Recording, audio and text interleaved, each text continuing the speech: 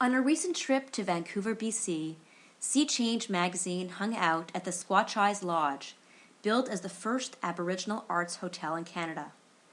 Each of the hotel's 18 rooms support 24 artists and residents in the building and is uniquely designed by 6 Aboriginal artists and local interior designers. Among its other special qualities, the Skwachàys lobby houses an Aboriginal fair trade art gallery, while on the rooftop there's a sweat lodge and a smudge room used for spiritual cleansing rituals. On a noisy afternoon, we had the pleasure to sit down with Dave Eddy, CEO of the Vancouver Native Housing Society, which runs the hotel, and Maggie Edwards, general manager of the hotel, to talk about the origins of the social enterprise and its success so far. We also had a chance to speak briefly with Clifton Fred, one of the Aboriginal artists who took part in the hotel's unique designs and who shared what the project meant to him.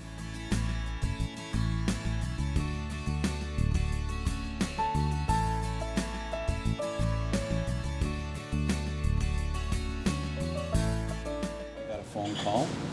The fella says, "Hi, my name's John Zirkle, and I was in there a couple of weeks ago from some friends from New York." I said, "Yeah, I remember. We chatted and showed you the rooms." He said, "Yeah." He said, "Well, I'm a semi-retired hotel developer, and I'd like to help you make your hotel as successful as possible. And I'll do that on a pro bono basis." Oy vey, what am I going to say, right? Yes, please. So I said, "Sure, sounds interesting." He said, "Well, I've got some projects finished. By the end of the year, I'll give you a call." Sure enough, he called me in December and came in January and said, I have this idea based on a model I saw in Toronto, the Gladstone Hotel. Maybe you know the Gladstone? Mm-hmm. So he said, and the Gladstone is a boutique hotel with a strong art component. Yeah. I said, "Yeah, I know, I've been there." And he said, "Well, my idea is that we actually make this specifically Aboriginal art and we create a boutique art and culture hotel." I said, "Sounds good to me, you know." And he said, "Okay, I'll be back." So he went away and he came back, I don't know, a month or two later. And he said, "I've got 6 very well-known hotel design firms on board. They will do their work pro bono. And can you provide 6 Aboriginal artists?" I said, "I think so." So I found artists and we had a meeting. We brought everybody together, the designers and the artists, and they kind of self-selected. So there's 18 rooms, Right. 6 groups. They do 3 rooms each. And that's ultimately what happened. And also the designers are very influential with the suppliers, and a lot of the furnishings came to us pro bono as well. Amazing. It all kind of came together. Yeah. And the response has been? How is it? From the doing? traveling public? Yeah. Yeah, it's been fabulous. Yeah. We officially opened as Canada's boutique Aboriginal art and culture hotel August 1st of last year, so we're just finishing our first year. The response has been phenomenal.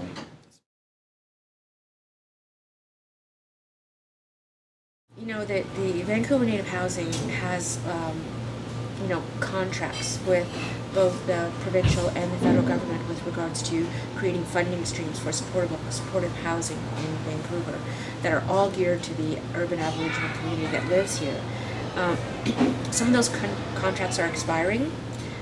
So they've been having visioning sessions to try to figure out, okay, so how are we going to maintain the inventory that we have? Right. What type of business models are we going to produce in order to generate revenue? And so this was one of the models that they talked about going back a long time. And there are a lot of other housing organizations who've had this concept, or at least have had the idea of creating a funding stream through social enterprises. Right. And this is just one way to do it. You know, it's a relatively large social enterprise from how much money we need to produce. Yeah. We have to, at a minimum, produce $160,000 to $175,000 a year in order to meet the basic funding needs for the 24 residential units. So we're able to do that. You are? I was going to ask you, so how's it doing? Yeah, Okay. it's doing really well, Yeah. really very well. So you're able to meet those goals at this Correct. point? Okay. So that's our first goal. Yeah. I mean, that's our raison d'etre. That's why Yeah. we're here. Yeah. And above and beyond that, we hope that this will be a model that can be replicated in other communities. And the theming part of it can just depend on your organization and your constituents, you know. And I think it's just about you know, taking a look and see how you can best create that revenue stream through social enterprises. Well, we try to provide traditional Aboriginal services here, so ceremonies. And the Smudge Lodge is dedicated, it has special features in that it has very high ceilings and it has additional ventilation, so you can do traditional smoke smudges, which are very common in West Coast bands. And they use herb bundles, could be sweetgrass, sage, and they will tie the bundles and then they will light them on fire and create a smoke that is used in sort of a purification rite.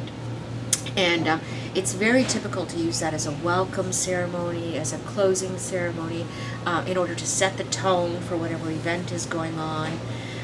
So it's used in a lot of different applications and it's very common. So the smudge room is dedicated to those types of ceremonies. And then we have a terrace, which is partially covered but all outside. And we have a small sweat lodge in that area. And we have a lodge keeper who lives locally, and he comes and he performs sweat lodge ceremonies. Nice. We have to pre-plan for that. So how far in advance do people have to? We can generally do it within 24 hours, but we usually request 48 hours to plan for it. So are most of the people coming to the hotel to stay, are they coming for the purpose of being part of that experience? Are they coming simply because this is actually a hotel in a great destination, a great place in Vancouver? Yeah, I think it's a mixture of those things. There's a lot of interest in Aboriginal culture and in traditional ceremonies, so we do get lots of requests for people who are interested in our product and those ceremonies, and we have people and we have packages that are geared to that. But I think we also get a lot of people who are socially responsible travelers who have heard about our model of supporting housing for Aboriginal artists, and they want to spend their money in a way that has an impact. So they look for businesses like ours. And then we also get people who just book through online channels because our location or our price point meets their needs. Yeah. And so they come here and we can have a great conversation with them because they walk through the door and they'll go, so What's going on? what are you doing here? Looks a little different from the average Yeah. hotel that you would stay at, right? Each room is themed with a story, with original art that was produced by the artist, and it was the task of the designers to make it a functioning hotel room. So they really had to, work very closely together in order to be successful. And every room is completely different. So Can you think of a couple, like just as examples? yeah, take the room that you're actually Yeah. in right now. That's a room that was designed by Jerry Whitehead, and it's an accessible room. So we had to have those features: wider hallways, a roll-in shower, things that would normally be in accessible rooms. We had to make sure that we had all the usual amenities in a hotel room: a desk, comfortable bed, good lighting, consistent Wi-Fi. All those things had to be there.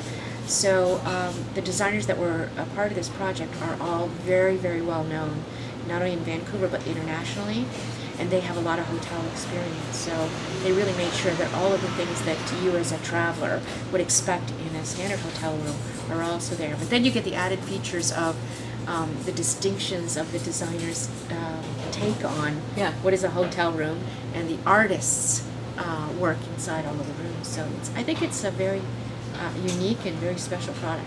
Yes, it is beautiful. So, where did you grow up? Whitehorse. Whitehorse? And when did you move here? I left when I was 16, and I moved around a bit. I was in '91. I came to British Columbia. It was a good experience. It became a good experience.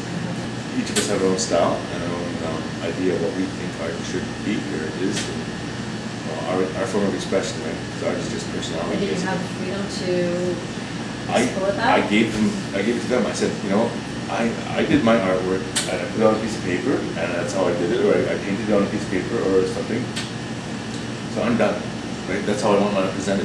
If you guys can find another way to present it, I'm interested. But go ahead, do whatever you want. It's gonna be wallpaper. Which one was this? Which? Children. How many rooms did you do? I did 3 rooms. 3 rooms, okay. So they made 3 different types of wallpaper. And one was West Coast. One was this really weird, abstract, mirror image type, multicolored. It's just weird. And and I said, you guys do whatever you want, because I don't know anything about interior decoration, and I'm not gonna say I do or act like I do and act like I know what I'm talking about, because I don't. So I said, you have complete artistic license, do whatever you like, and please yourselves, and I'm sure I'll be happy. And I was pleased with what they did. What does it make you feel to know that you're part of this project that seems to have a lot of strong impact and resonance with people?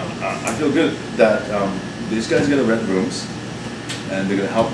That's going to help subsidize future artists who are in a tough spot, just starting out, and we're all in a tough spot.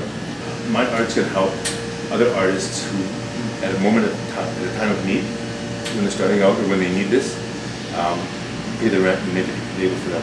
Right? It's a small offering, right? And it's also an opportunity, because it just makes me feel good.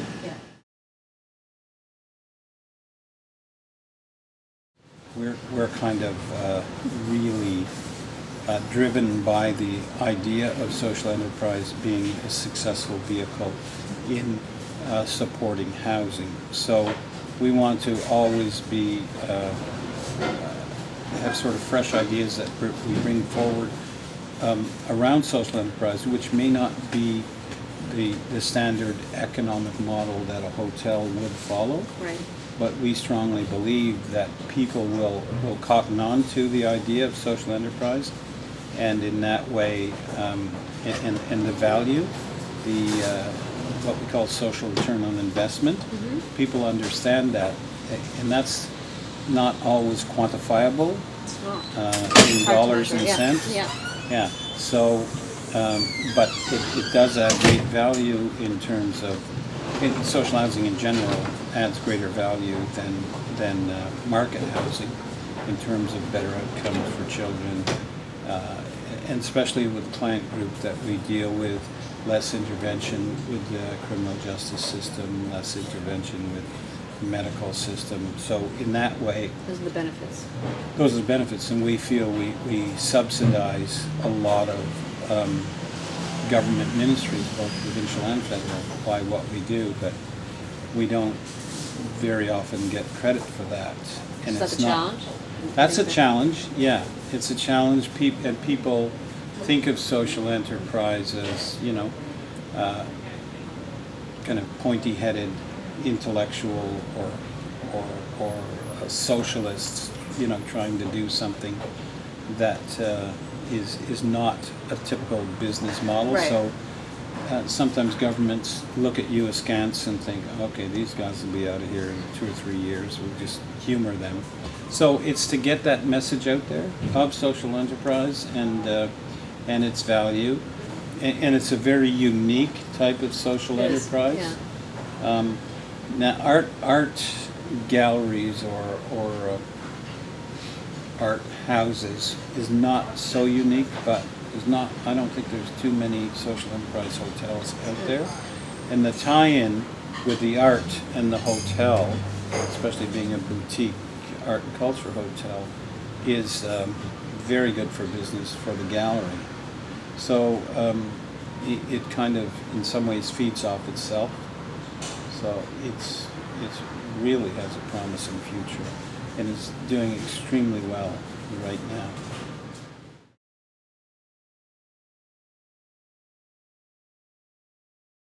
I really didn't know how the relationship with the Aboriginal community would affect me, but I have to say that it has been an amazing project to be a part of. I've learned a lot about the culture. I've learned a lot more about the art than I knew before. Mm-hmm. I'm an avid collector of Aboriginal art. I think You were the work before already, right? Yeah, I think the work is astonishingly beautiful and diverse. I've learned that many of the West Coast bands, they're not nomadic. They've lived in longhouses for thousands of years. So they've had the time and the ability to create a sophistication and a depth to the artwork that is obvious to me, and obvious to a lot of people who lived in BC. But I think they need to get a broader